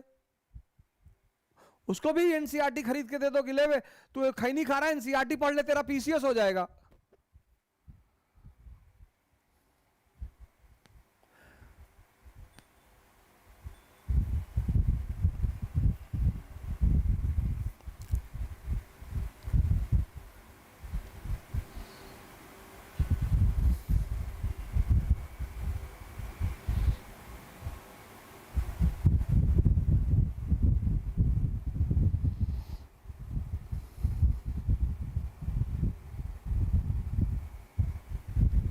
है क्यों परेशान कर रहे हो माँ बाप को अपने?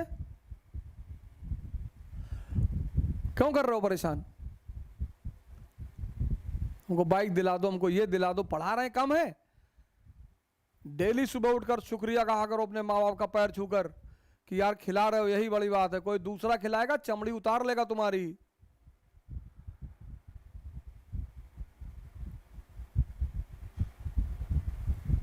कोई दूसरा खिलाएगा ना चमड़ी उतार लेगा। और साइकिल से चला करो, बाइक रख दो। 10 किलोमीटर के अंदर जितना भी काम करना है साइकिल से करो।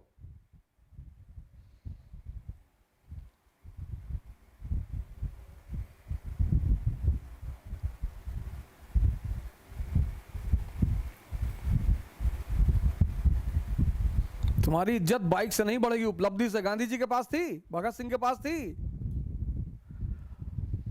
ये जो बुलेट पे आगे महाकाल लिखा के चलते हो,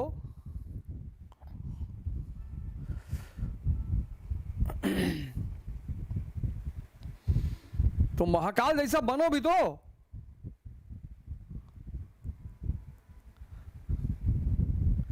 लिखा है वो महाकाल, और आंधी चल जाए कायदे से तो उड़ जाओ।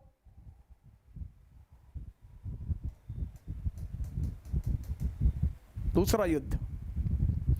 लेकिन चेस के गेम में और राजशाही में कुछ चीजें समान है। चेस के गेम में क्या है, जब तक राजा को तुम चेकरमेट नहीं कर दोगे तब तक गेम नहीं खत्म होगा। राजा है, उसका सेंटर राजा है। चंदा साहिब को मार दिया इन लोगों ने। अब जब इन लोगों ने चंदा साहिब को मार दिया तो अंग्रेजों ने क्या किया?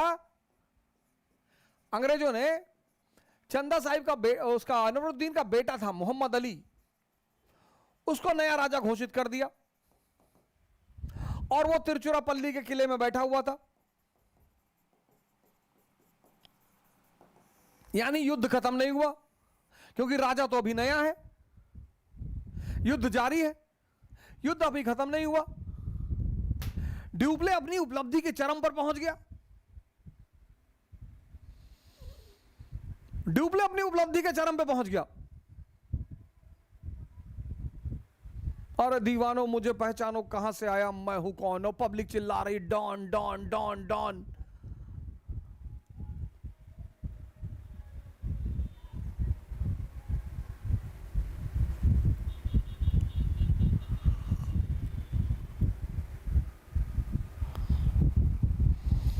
पब्लिक भैया चिल्ला रही है डॉन डॉन डॉन। ड्यूप्ले बन गया डॉन। अंग्रेज बेचारे बड़े दुखी थे। मीटिंग चल रहा था, तिरुचिरापल्ली के किले में मोहम्मद अली बैठा हुआ था और तीनों ने उसे घेर रखा था। हैदराबाद की सेना ने, ड्यूप्ले की सेना ने और कर्नाटक की सेना ने, तीनों की सेना ने उसको घेर रखा था तिरुचिरापल्ली में। अंग्रेजों के अंदर मंथन चल रहा था कि यार क्या किया जाए यार, अब की तो लगता है यूपी में 50 सीट नहीं आएगा। मंथन जारी है। क्लाइव मौजूद था मीटिंग में। उसने कहा सरकार हमको एक मौका दो, सरकार हमको भेजो फोर्थ डाउन।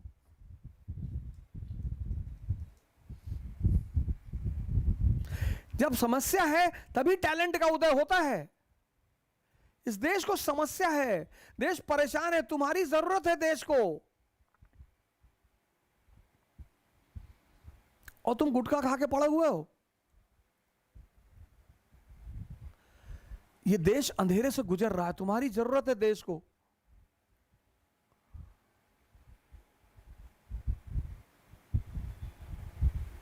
शर्म करो यार।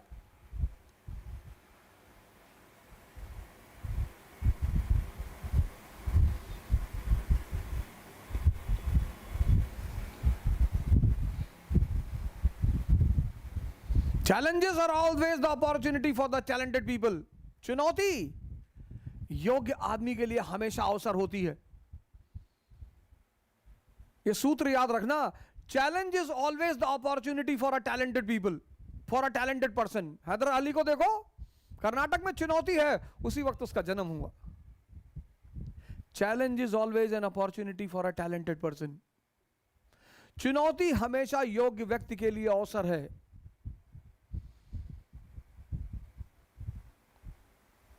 और क्लाइव के लिए जबरदस्त अवसर। उसने कहा सरकार हमको मौका दो, सरकार एक मौका दो,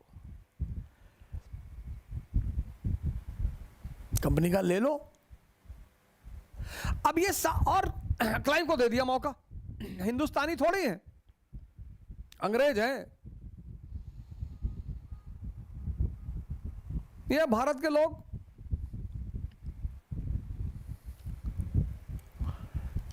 सारा गोल्ड मेडल भारत आए अगर योग्यता को अवसर दिया जाए तो। एक से एक योग्यताएं इस देश में है, एक से एक योग्यताएं। लेकिन इस देश में योग्यता को निराश होना पड़ता है, हताश।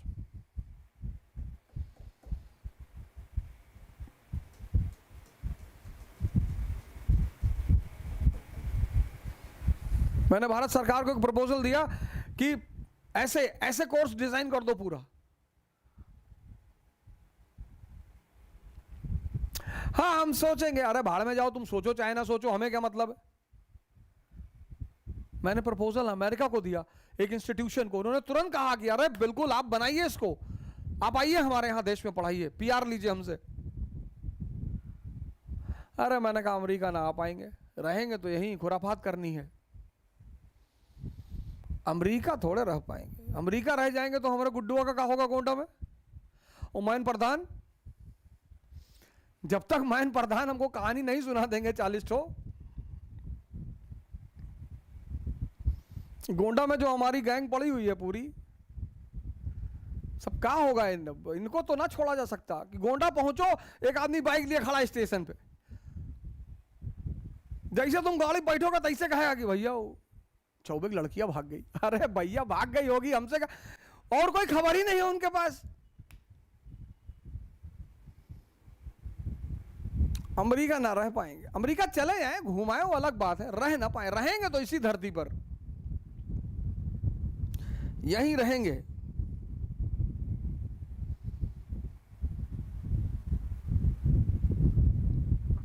जिस दिन इस देश में योग्यता को अवसर मिलने लगेगा, सारा ओलंपिक भारत में आएगा। योग्यता, और योग्यता किसी धर्म की गुलाम नहीं है, योग्यता किसी जात की गुलाम नहीं है, योग्यता किसी क्षेत्र, योग्यता किसी में भी हो सकती है। अंबेडकर को देखो, योग्यता किसी की गुलाम नहीं, योग्यता किसी जेंडर की गुलाम नहीं है कि पुरुषों में ही योग्यता है। स्त्रियों ने लगातार साबित करना शुरू कर दिया कि हम योग्यता में किसी से पीछे नहीं है। योग्यता किसी की गुलाम नहीं है। योग्यता ना जात की गुलाम है, ना धर्म की गुलाम है, ना क्षेत्र की गुलाम है, और ना ही जेंडर की गुलाम है।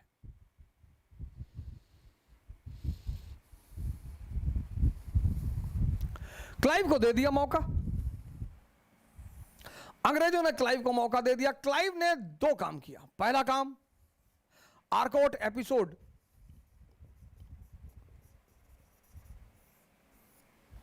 पहला काम आर्कॉट एपिसोड। आर्कॉट, आर्कॉट क्या है? चंदा साहब की कैपिटल है।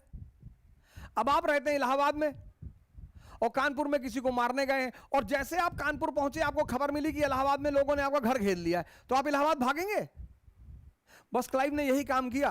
500 घुड़सवार लिए, आर्कॉट का घेरा डाल दिया। जैसे ही चंदा साहिब को पता चला कि आर्कॉट का घेरा पड़ गया, चंदा साहिब यहां से भागे तिरचुरापल्ली से आर्कॉट बचाने के लिए। और जैसे चंदा साहिब भागे, यहां पे दबाव कम हुआ, एक आदमी गेम से बाहर हुआ, और क्लाइव राजा ऑफ तंजौर से मिलकर चंदा साहिब की हत्या करवा दी। एक आदमी गया,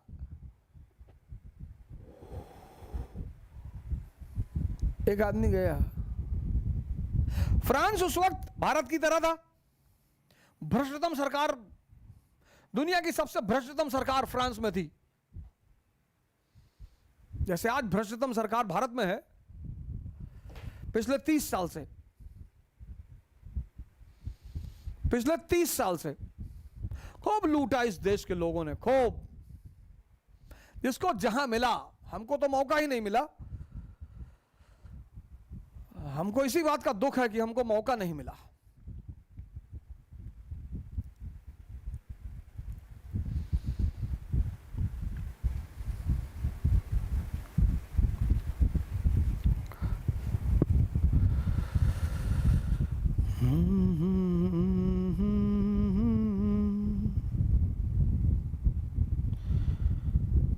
मेरे वतन के लोगों, जरा आँख में भर लो पानी, वो शहीद हुए हैं उनकी, जरा याद करो।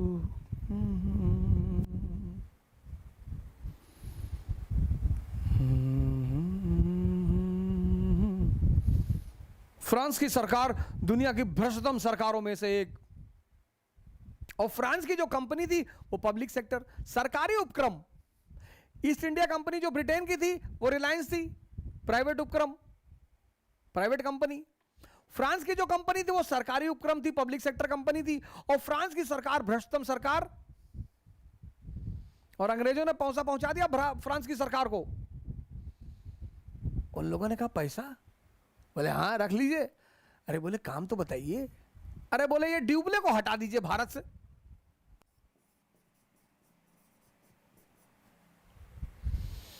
ड्यूबले को हटा दिया भारत से।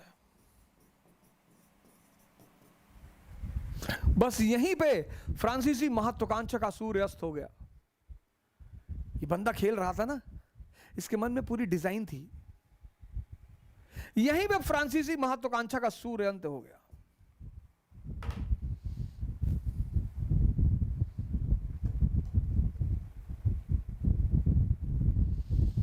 चाइना गेट देखे हो पिक्चर?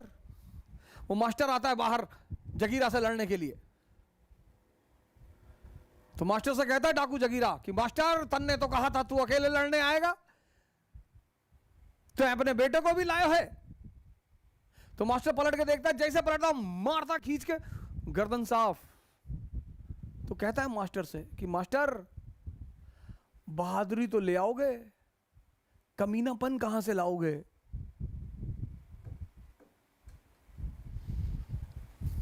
एरिस्टोक्रेसी हर आदमी का गेम नहीं है सर।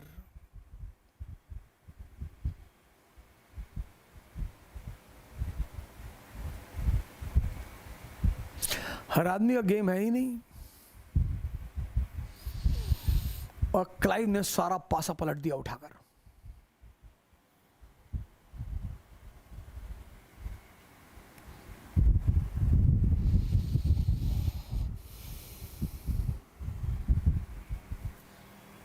क्लाइव ने सारा पासा पलट दिया उठाकर।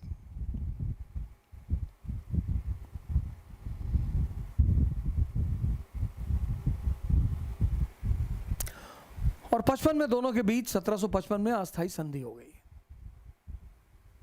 और कंपनी क्लाइव से इतनी खुश हुई, गवर्नर बना के भेज दिया बंगाल। क्लर्क से गवर्नर। बोले क्या खेलते हो यार, वेरी गुड गवर्नर। और बंदा बंगाल पहुंचा, शायद बंगाल उसका इंतजार कर रहा था।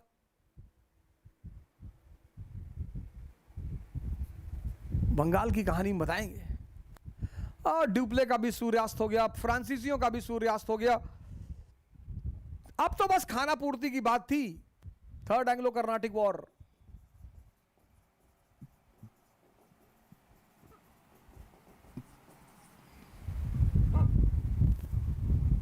अट्ठावन से 63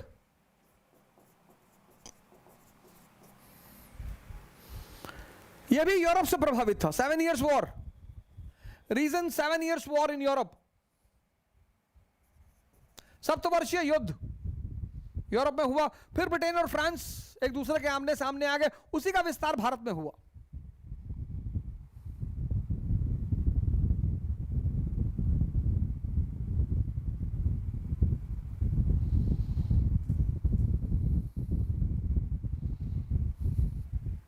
फिर मद्रास को लेकर झगड़ा हो गया।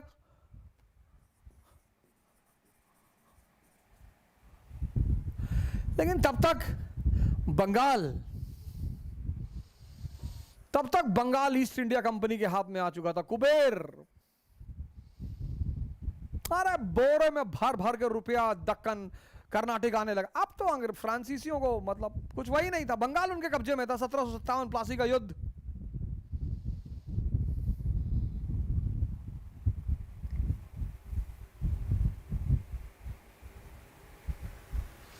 और 1760 में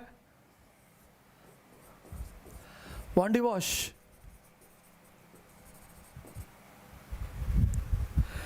फ्रांसीसियों का सपना हमेशा के लिए वॉश कर दिया गया। और यह बात स्पष्ट हो गई कि भारत पर अधिकार किसका होगा? अंग्रेजों का। तो एंग्लो कर्नाटिक वॉर क्या है? रिहर्सल है। किसके बीच में? फ्रांसीसी और अंग्रेजों के बीच में, कि भारत का असली मालिक कौन होगा।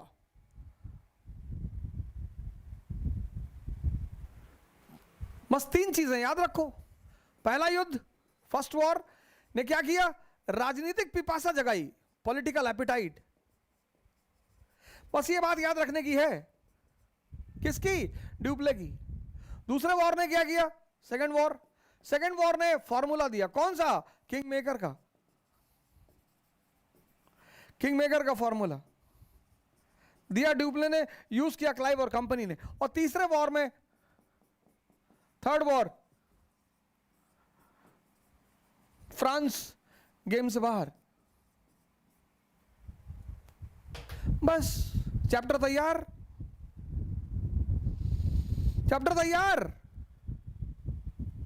अब यहीं पे मेंस का क्वेश्चन बनेगा। लिखो क्वेश्चन कि एंग्लो कर्नाटिक युद्ध का महानायक है रॉबर्ट क्लाइव। कमेंट।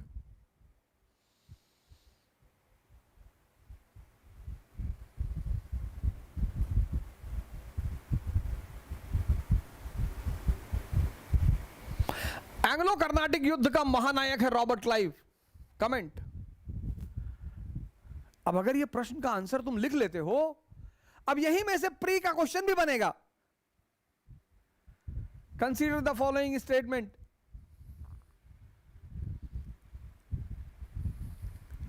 अब पढ़, यही कहते हैं मेंस और प्री की पढ़ाई। अब क्वेश्चन बन गया कि एंग्लो कर्नाटिक युद्ध का महानायक है रॉबर्ट क्लाइव, कमेंट। अब तुम एक काम करना, इस पूरे टॉपिक को शाम को बैठना, अभी एक बार फिर से इसे पढ़ लो, पहले बीएल ग्रोवर उठाओ, पूरा पढ़ो, एक बार फिर से पढ़ो, फिर जो है शाम को पेन कॉपी उठाना और इस पूरी कहानी को अपने मन से बिना कुछ देखे लिखना। अगर 50% लिख ले गए, 50, अगर 50% तुम लिख ले गए, समझ लो तुम गेम में हो। 50% कहानी लिख ले गए, तुम गेम में हो। 70% लिख ले गए, 100% सिलेक्शन, और 90% पे टॉपर।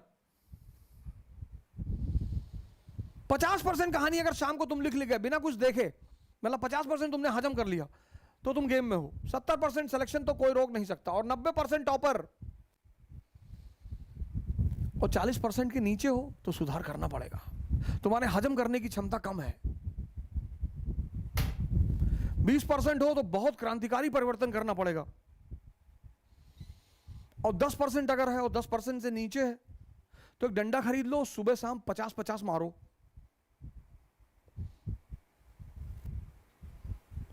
अब चेक करो तुम्हारे हजम करने की क्षमता कितनी है। इतना पढ़ लिए, अब शाम को अब बीएल ग्रोवर पढ़ो, क्लास के बाद पूरी बीएल ग्रोवर का चैप्टर 4 पढ़ो, एक एक लाइन पढ़ो।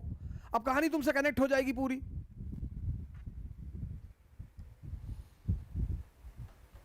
अब कहानी पूरी कनेक्ट हो जाएगी ना। अब पढ़ लो, वैल्यू एडिशन कर लो, कोई चीज छूट गया उसको जोड़ लो, और शाम को चाय पीते वक्त 5 से 6 के बीच एक व्हाइट पेपर लो और पूरी कहानी को अपने मन से लिखो, कर्नाटिक युद्ध। और 50% अगर तुम्हें हजम हो गया है तो तुम गेम में हो।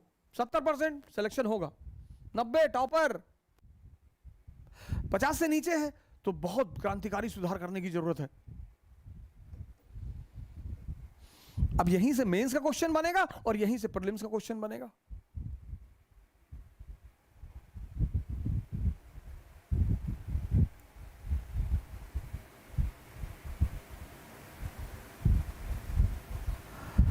तो कर्नाटिक युद्ध ने यह सिद्ध किया कि हिंदुस्तान किसका, और कर्नाटिक से अंग्रेजों ने सीधे जंप लगाया कहां, बंगाल। तो अगला चैप्टर हम लोग पढ़ेंगे बंगाल। बीएल ग्रोवर से आप पढ़ के रखिएगा अगले संडे तक। चैप्टर नंबर बता दे रहा हूं, बीएल ग्रोवर से पढ़ना है chapter number 5, chapter 5 BL Grover. आज आपको पढ़ना है चैप्टर 4 और चैप्टर 6।